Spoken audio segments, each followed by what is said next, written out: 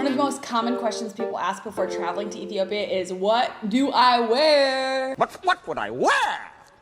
Typically in the Western world, the way that you present yourself is an expression of your individuality, and it's celebrated in our culture.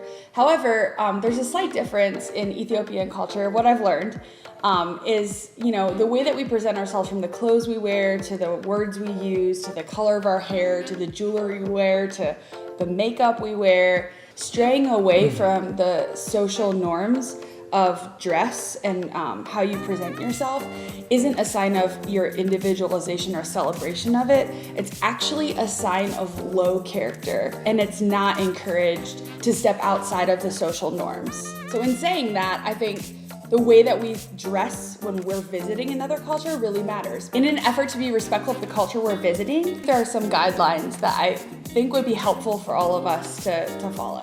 Yeah, and in the effort, like you said, in the effort to be respectful and to try to fit in more into the culture, I think women are recommended to wear long skirts or long jeans, not too much of a skin to be shown, and no leggings, no holes in the pants, or no tank tops, and also no low-cut tops.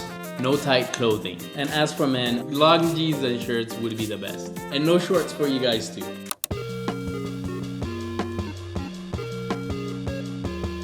I think one of the most important things I've learned about dress code in Ethiopia is you want to honor these cultural norms in the way that we present ourselves, so that people aren't stumbling over the way we're dressed or the way we look versus why we're here. But also, you also don't want to dress in a way which you don't normally dress. Like, I remember one time, one of our friends in Ethiopia, I was wearing these, what I thought were really cute, like trendy looking vintage shoes, and he said to me, why do you bring your worst shoes when you come here? And I remember being like, well, these are like my fashionable shoes, like, first of all. But second of all, it made me think, like, oh, like, you noticed that, And I remember another conversation where some of my friends in Ethiopia asked, like, why do a lot of foreigners come over and dress like they're homeless when they come to surf? So you always want to it's like be this careful weird, as to what you're communicating with your dressing.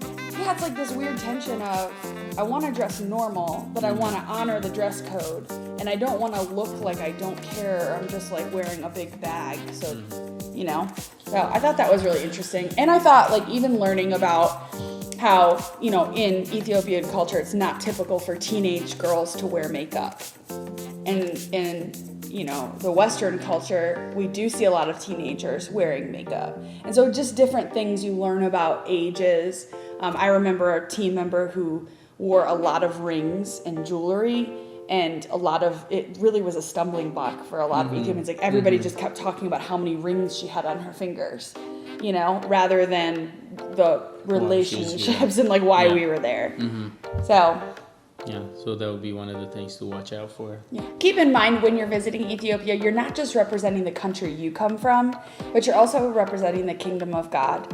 And you're also representing the association or organization that you are serving with on the ground in Ethiopia. Regardless if that's a church or a nonprofit, keep in mind that the way that you present yourself to a community is really how that organization is presenting themselves to the community. Dress well.